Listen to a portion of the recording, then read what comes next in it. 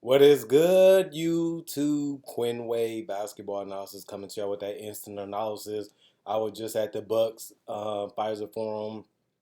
They was playing at home against my beat up, toe up Celtics. No Marcus Smart, no Al Horford, no Jalen Brown, no Jason Tatum because of COVID.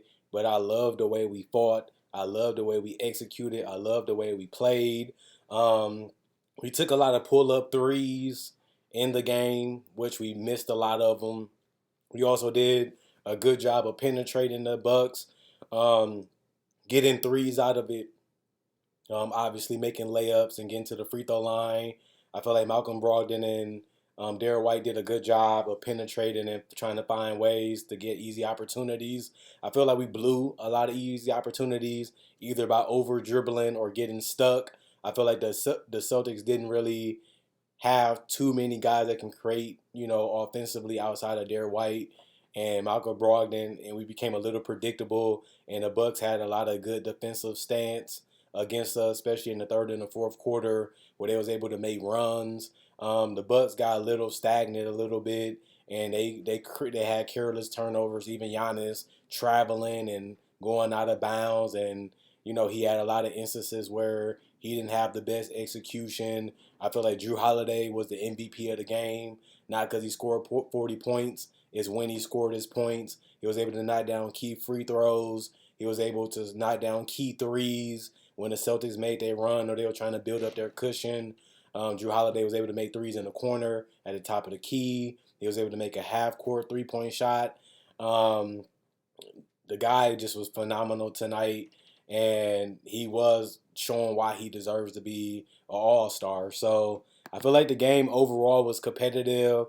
It was good. It was a little sloppy. I feel like Blake Griffin, 15 points plus 15 and plus minus. He had three personal fouls, one turnover, one block, one assist.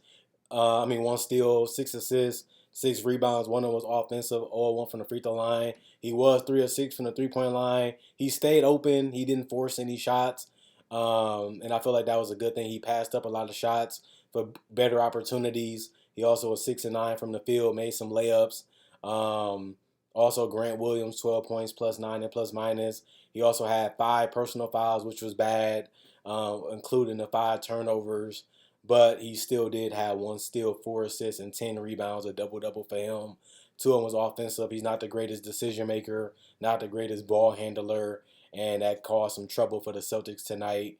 He also was 2 of 3 from the free throw line, 2 of 4 from three, 4 of 10 from the field. Sam Hauser missed a lot of easy opportunities that he normally will make. We just seen him torch the Grizzlies, but he did a good enough job to keep us in the game. It did go into overtime. 15 points, plus 7 and plus minus, three personal foul, one steal, 2 assists, 9 rebounds. Three of them was offensive, 3 of 8 from the 3 point line, 6 of 12 from the field. Mike Muscala did a good job in the first half, kind of tailored off in the second half. 18 points, -4 and plus minus, three personal foul, one turnover, one steal, 8 rebounds, 1 of 2 from the free throw line. He ended up being 3 of 10 from three, and 7 of 16 from the field after a hot start. Derek White missed a lot of opportunities. He was chucking a lot of threes, trying to make things happen, but he did a good job of finding open guys and penetrating, and staying aggressive. He finished with 27 points, -5 and plus minus, 4 personal fouls, 3 turnovers, 3 steals, 12 assists, 2 rebounds. He was 4 of 4 from the free throw line, 3 of 12 from three. Like I said, he took a lot of pull up threes in guys' faces, not a lot of comfort shots, but they was contested, and he didn't have a lot of space on them shots. That was kind of like heaves, but he can make them. He just didn't get it done tonight. He also finished 10 of 24 from the field. Luke Cornett, 0 points, -3 and plus minus, one personal foul, zeros across the board. Robert Williams did finish with 6 points, -11 and plus minus 5 rebounds. He was 3 of 5 from the field. Did miss an alley oop that was crucial. That could have gave us a 2 point game, but he ended up missing it and turning the ball over. Malcolm Brogdon did a good job, with his 26 points. He was -21 and plus minus because he had 5 personal fouls and 3 turnovers. He did have 4 assists and 4 rebounds. He did finish 8 of 9 from the free throw line and 2 of 6 from three, 8 of 17 from the field. I liked his ability to break down the defense and his ability to get to the basket whenever he really wanted to. Peyton Pritchard did have 6 points. He was 1 of 4 from three. We needed him to be at least 3 or 4, but he just could knock him down tonight. 1 of 1 from the free throw line, one steal, two personal fouls, 2 of 6 from the field. Kevin Galley didn't play. Davidson didn't play. We did shoot a decent 46% from the field, 34% from three, 17 to 50. We did shoot 80% from the free throw line, 16 to 20. We did grab 44 rebounds, 28 assists, 8 steals, 1 block, 13 turnovers, 26 personal fouls, and 125 points.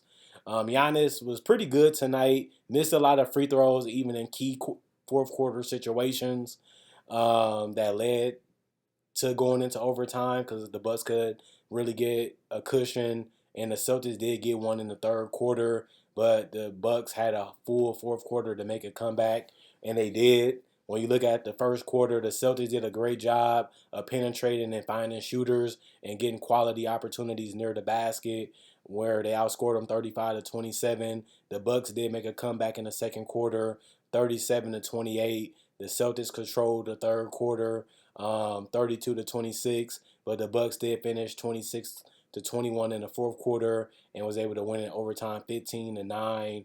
A lot of it was because of Drew Holiday in the fourth quarter, and he really showed out with the 40 points. But Giannis did help him with the 36 points. He was plus 14 and plus minus. He did have 4 personal fouls, but Giannis had a lot of turnovers, 8 turnovers tonight. I feel like they crowded him. They made it tough. He didn't really get the penetration that he wanted. He made a lot of his points through the free throw line, which was 11 of them. He did grab 13 rebounds and 9 assists. He really had to rely on his teammates, but he did also get 2 blocks. He was 1 of 3 from the three-point line. A lot of his threes, they sagged off of him and let him take them. He did make one, but missed the other 2. He didn't shoot efficient tonight. You got to give credit to the Celtics, even using verticality to make it tough for him to finish and cut off a lot of his angles. He finished 12 of 26. Brook Lopez was held in check. He was 0 of 3 from the three-point line, even though he was wide open. He only had 4 free throw attempts. He made all of them. 2 rebounds, 1 was offensive, 1 assist, 3 turnovers, 3 personal fouls, -5 and plus minus, 4 points. Drew Holiday had a massive 40 points, +1 and plus minus, 2 personal fouls. He also did have 5 turnovers. That was probably the worst part of his game, was a lot of forced passes and bad dribbling that forced him to be in tough situations. He did have 3 steals, 7 assists, 5 rebounds. He was 6 of 6 from the free throw line, 8 of 12 from the 3-point line, and 13 of 21 from the field. Pat Connaughton, 5 points, -7 and plus minus, 1 personal foul, 1 turnover, 1 block, 3 assists, 8 rebounds. 1 of was offensive, 1 of 4 from the 3-point line, 2 of 5 from the field for Pat Connaughton. Grayson Allen did a good job tonight, 2 of 3 from the 3-point line and 5 of 5 from the free throw line. Just smart shot selection.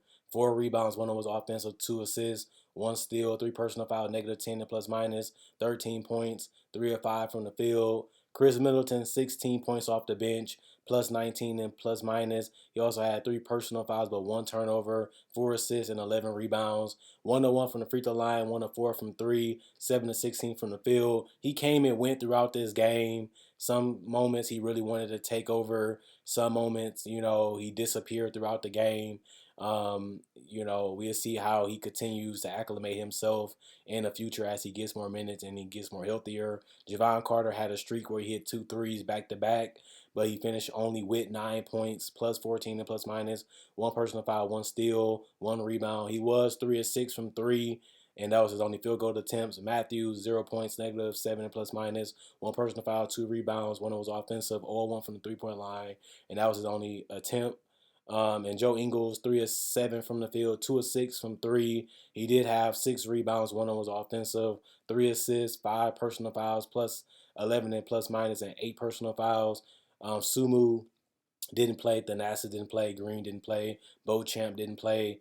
Coach's decision, although they was healthy. They only shot 47% from the field, but due to Drew Holiday being clutch, they ended up shooting 18 of 42 from the three-point line, 42% from 3, which is above average. They had some opportunities in this game to hit threes. they missed a lot of them, like Pat Connaughton and Chris Middleton and Wesley Matthews and Brook Lopez and even Giannis. But Drew Holiday was 8 of 12, and Grayson Allen was 2 of 3, and that was the difference. They made the most of their opportunities, and that really helped the overall percentage. 77% from the free throw line, 27 to 35, 52 rebounds, 29 assists, 6 steals, 3 blocks, 18 turnovers, 23 personal fouls, and 131 points. The Bucks go to 40 and 17, 24 and 5 at home, which is a great record. The Celtics 41 and 17, 18 and 10 away from Boston. Like I said, no Bobby Portis for the Bucks. No Tatum, no Brown, no Horford, no Smart. Um, but my Celtics made me proud. They fought. They kept it competitive. They led for majority of this game. They even was able to force overtime and was able to be competitive in overtime. The Bucks had the better team. The Bucks had the star power. The Bucks had the better players tonight. But the Celtics still had an opportunity to win this game, and they was actually up in the fourth quarter. They stayed up for majority of the fourth quarter, and it was a little bit of a back and forth. And I feel like the Celtics, had sloppiness with the handles. They had sloppiness with the passes, and they missed a lot of wide open opportunities, especially from the 3-point line, that cost us to ultimately fall short of winning a game like this and pulling up the upset. But other than that, I'm proud of them. They competed. They made it a fun game. It was good to be in the arena. I got a lot of chatter tonight as a Celtics fan being in Pfizer Forum. And like I said, we did destroy y'all on Christmas. We did beat y'all multiple times in playoff series throughout the last 5 years, whether Middleton was healthy or not. And all I can really say is we're going to be ready for y'all in the playoffs. And Christmas Day showed you when both teams can play at a high level. The Celtics are better. That's why a lot of people would look at the Celtics as the favorites. We can shoot better. We're deeper. And we have more guys that can create shots. And I think we still are the best team in the entire league. And I feel like our depth showed tonight and it really shined, although we came up short. So the Bucks, y'all got it done. Can't take credit from y'all. This is a game y'all was supposed to win, a game y'all should win. It took a lot of, to get it done, but it just show you how tough this Celtics team really is to beat. You really have to beat them a lot of the time just because you have so much firepower and good coaching and good execution, even though we was a little sloppy today, especially in the fourth quarter and in the third quarter. But other than that, I'll see you guys later for the Golden State Clipper game. Check out my podcast in the description. Also, continue to like on Facebook.